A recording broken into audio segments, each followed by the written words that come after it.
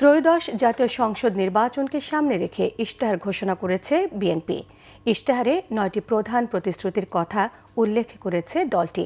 ইশতেহারে বলা হয়েছে, বিএনপি প্রতিশোধ নয়, ন্যায় ও মানবিকতা রাজনীতিতে বিশ্বাস করে। ক্ষমতা নয়, জনগণের অধিকারই রাজনীতির কেন্দ্রবিন্দু। লুটপাট নয়, উৎপাদন। বৈষম্য নয়, ন্যায্যতা। এই নীতিতে রাষ্ট্র পরিচালিত হবে। রিপোর্ট করছেন সেকান্দার মান। নির্বাচনে জয়ী হলে বিএনপি দেশের জন্য, দেশের মানুষের জন্য কি কি করবে সেগুলো জাতির সামনে তুলে ধরতে দলের চেয়ারম্যান তারেক রহমান হাজির গণমাধ্যম কর্মীদের সামনে। বিদেশি কূটনীতিকরা ছাড়াও বিভিন্ন পেশার প্রতিনিধিরা এই অনুষ্ঠানে যোগ দেন। বাংলাদেশকে বর্তমান এবং ভবিষ্যৎ প্রজন্মের জন্য একটি নিরাপদ রাষ্ট্রে পরিণত করার জন্য বিএনপি কতগুলো সুনির্দিষ্ট পরিকল্পনা গ্রহণ করেছে।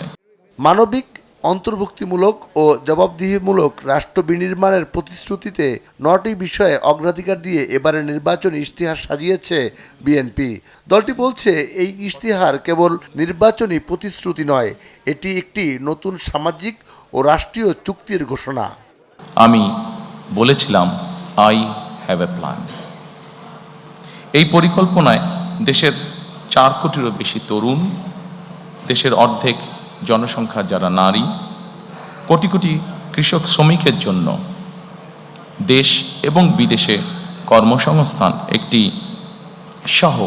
একটি স্বনির্ভর বাংলাদেশ গঠন করার জন্যই প্রতিটি সেক্টর ভিত্তিক কর্ম পরিকল্পনা আমরা গ্রহণ করেছি।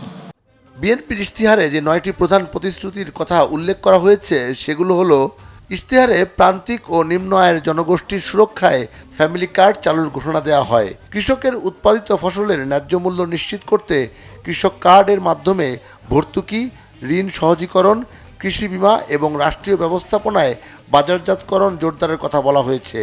একই সুবিধা পাবেন মৎস্য চাষি, পশুপালনকারী খামারি ও কৃষি খাতের ক্ষুদ্র উদ্যোক্তারা।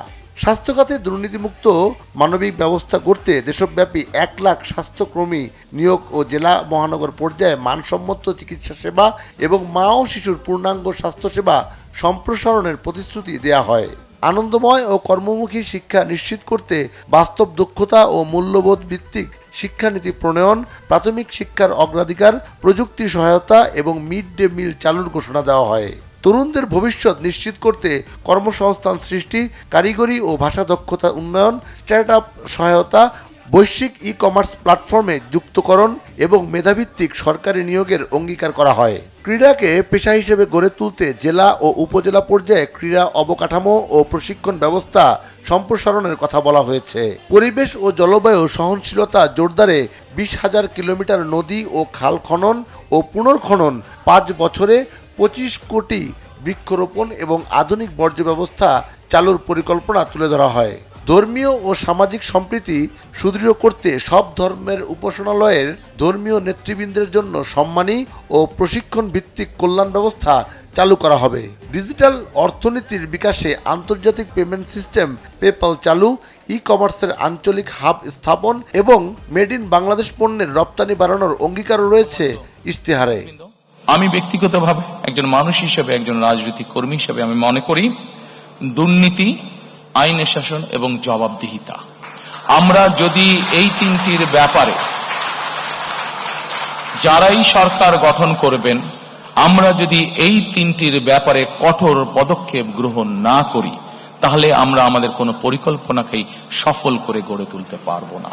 এবং আজকে এখানে দাঁড়িয়ে আমার দলের পক্ষ হয়ে আমি আপনাদেরকে এতটুকু বলতে চাই যে আমার দল, বাংলাদেশ জাতীয়তাবাদী দল, আগামী 12 তারিখে নির্বাচনে জয়ী হয়ে ইনশাআল্লাহ সরকার গঠনে সক্ষম হলে আমাদের সর্বোচ্চ অগ্রাধিকার থাকবে এই 3টি বিষয়ের উপর গুরুত্ব আরোপ করা: দুর্নীতি, আইনের শাসন এবং জবাবদিহিতা।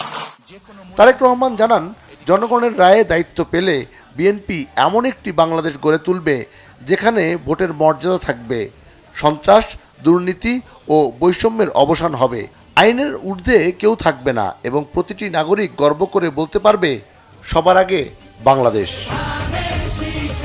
সিকান্দার রেমান, বাংলা ভিশন, ঢাকা।